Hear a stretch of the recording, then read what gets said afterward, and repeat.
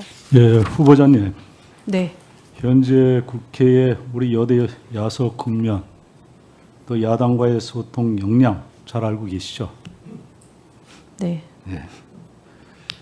예, 야당의 요구와 비판을 정면으로 수용하고 대화를 이끌어낼 수 있는 정치적 폭력을 갖춰야 합니다. 동의하시죠? 예, 동의합니다. 여당이 의회 다수를 독점하는 구도에서 총리가 야당을 혹시나 소통을 외면한다면 그것은 견제 없는 국정 독주로 이어질 수밖에 없습니다. 총리는 단순히 여당 편의에 의한 행정 집행자가 아닌 거 알고 계시죠? 네. 야당의 목소리도 국정에 반영하는 협치의 창구가 되어야 됩니다. 좀 질의를 하겠습니다. 후보자는 국회의원직, 당직, 정치 협상 등 정치 현장 경험이 좀 이렇게 전혀 없는 걸로 이렇게 나와 있어요. 네이버 대표 시절 국회 대응은 대부분 업계 단체를 통한 간접 소통에 머물러 왔어요. 그리고 야당 의원들의 날선 비판과 요구 앞에서 후보자가 어떤 방식으로 소통하고 설득해 나갈 것인지 좀 구체적인 입장을 좀 밝혀주시기 바랍니다. 네, 저는 뭐 여당 의원님이든 야당 의원님이든 해당 지역구의 국민을 대표하는 분들이라고 생각하고 있습니다. 그래서 각 지역들의 의견을 말씀해 주시는 거고 또 전체 나라를 위해서 말씀을 주시는 부분이라 그 말씀하시는 거 잘 듣고 또 저희가 개선해야 될 부분들은 개선하고 적극적으로 반영하고요. 제가 네이버에 다닐 때도 사실 협회를 통해서만 한 건 아니고 매 순간 의원님들 굉장히 많이 뵀습니다. 그래서 적극적으로 말씀 듣고 바꿔야 될 부분들은 서비스를 계속 바꿔냈던 그런 일들을 해왔습니다. 그래서 이번에도 여야 모두 가리지 않고 자주 뵙고 말씀 듣겠습니다. 제가 왜 이 질문을 던졌냐면은 양평의 특검으로 인해서 우리 사망한 5급 공무원이 있습니다. 알고 계시죠? 기사를 통해 봤습니다. 네. 그 비극적인 사건으로 기억이 되시죠? 네, 비극적인 뭐 사건. 누군가가 생명을 잃은 일들은 언제나 비극적입니다. 그래서 당시 고인이 남긴 자필 메모를 보면 사실을 말해도 거짓이라 한다. 수사관의 강압에 기억도 없는 진술을 했다. 진술서 내용을 임의로 작성해 답을 강요했다. 참혹한 내용이 담겨 있습니다. 고작 이 한 장짜리 메모에 강압, 무시, 수모, 멸시, 강요라는 단어가 18번이나 등장이 합니다. 성실하고 책임감 있던 일선 공무원을 죽음으로 내몬 국가 권력의 폭력에 행정부를 총괄하겠다는 우리 국무총리 후보자로서 실체적 진실을 좀 이렇게 어떻게 생각하시는지, 어떻게 이 부분에 대해서 견해를 갖고 계신지 한번 말씀해 주십시오.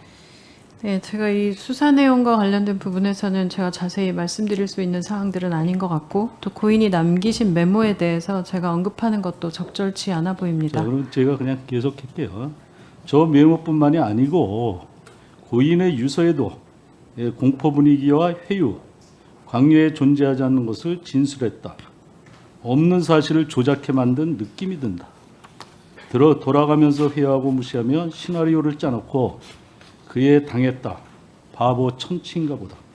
참으로 가슴 아픈 내용이 수두룩하게 담겨 있습니다. 자, 후보님 저 유서 보니 좀 어떠세요? 한번 내용 보시면. 네, 뭐 아까 말씀드린 것처럼 돌아가신 분이 남긴 문서에 대해서 제가 언급하는 건 적절치 않다고 생각합니다. 그래서 제가 더 심각한 것은 좀 공정과 상식의 붕괴입니다. 이게. 그래서 이런 참혹한 사건 후 지난해 12월 1일 국가인권위가 직권 조사 후 피조사자인 총경 1명과 경감 3명에 대한 징계를 공고했습니다. 이거 지금 어떻게 됐는지 아십니까? 네, 그 사항은 제가 잘 모릅니다. 그래서 국가인권위 징계 권고 후 4개월 내에 저 피조사자 중 책임자라고 할 수 있는 총경위 승진 명단에 올랐어요. 온갖 회유와 협박, 강요로 사실상 사람 죽게 만드는 거 아닙니까? 국가인권위에서 징계 권고까지 받았는데 그 대상자는 오히려 버젓이 승진을 한 겁니다. 혹시 이거는 그냥 개인적인 견해로 묻겠습니다. 이것이 공정과 상식입니까? 양평 사업에 대해서는 굉장히 많은 의견들이 있고 그리고 어떤 내용들이 지금 수사 중인지에 대해서도 좀 살펴볼 부분이 있다고 보이고요.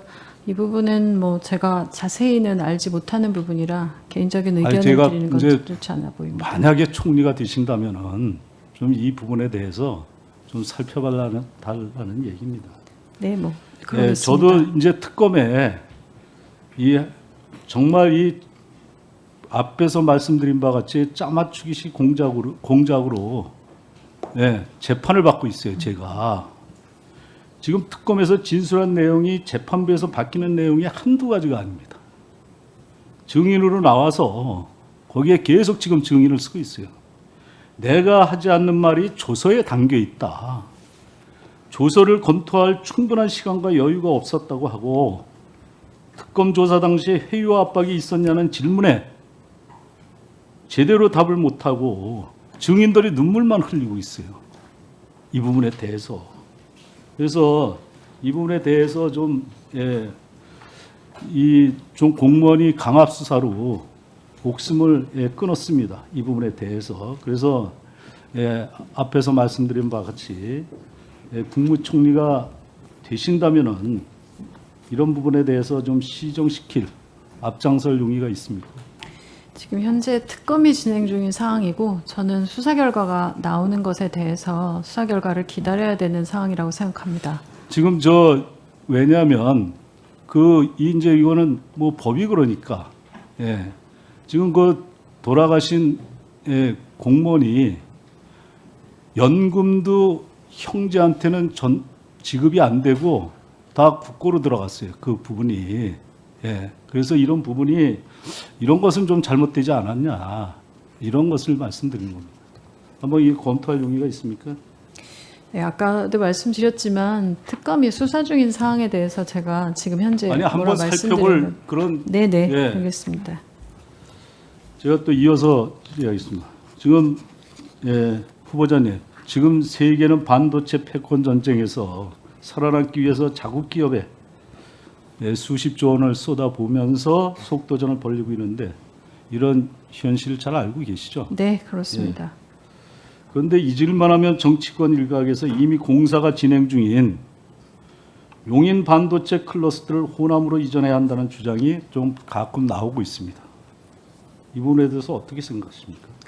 어제 이거는 정책실장께서 기자간담회 하면서도 발표된 부분이 있는데 그 호남 관련된 부분하고 용인 관련된 부분은 그 기업들의 판단에 의한 것들이고 그리고 기업이 사실 두 기업 모두 굉장히 큰 총리가 기업이라 되신다면 네. 좀 정치권의 이런 정략적 요구를 단호히 차단할 그런 용의가 있으십니까? 저는 그 정도 규모의 기업들은 기업의 그 전략적 판단에 의한 결정을 한다고 생각합니다. 용인 반도체 클러스터 조성 사업 현장 가봤다고 다녀보셨습니까? 저는 못 가봤습니다. 한번 좀 총리 되시면 현장 확인차 다녀오시는 것도 괜찮겠습니다. 그래서 정부가 당초 입법 예고한 반도체 특별법 시행령안을 보면 경기도를 비롯한 수도권은 제외되는 것으로 명시가 됐습니다. 이 부분을 두고 경기도와 31개 시군, 산업계 등에서 여러 부작용을 지적하고 목소리를 내서 싸웠습니다. 그리고 지금 현재도 싸우고 있고요. 그래서 이런 부분에 대해서 총리가 되신다면은 다시 한번 말씀드리지만 우선 용인 현장을 좀 다녀오시고 이 부분에 대해서는 적극적으로, 긍정적으로 우리 반도체에 대해서 좀 잘 이렇게 참고해 주시기 바라겠습니다. 네, 반도체 산업 굉장히 중요하니까 산업입니다. 잘 보겠습니다.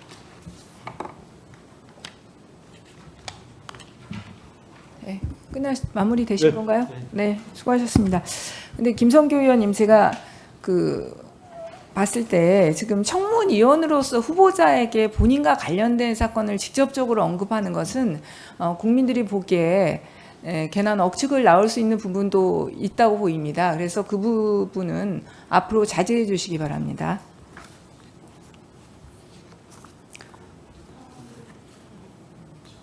아니 양평군 공무원에 대한 부분은 그런데 본인과 관련된 언급도 있으셨기 때문에 그렇습니다. 본인이 수사 중인 사건과 관련해서 후보자에게 우견을 묻거나 그런 것은 지금 적절치 않은 것으로 보입니다. 다음은 존경하는 박균택 의원님 질의해 주시기 바랍니다. 후보자님 고생 많으시죠? 아닙니다.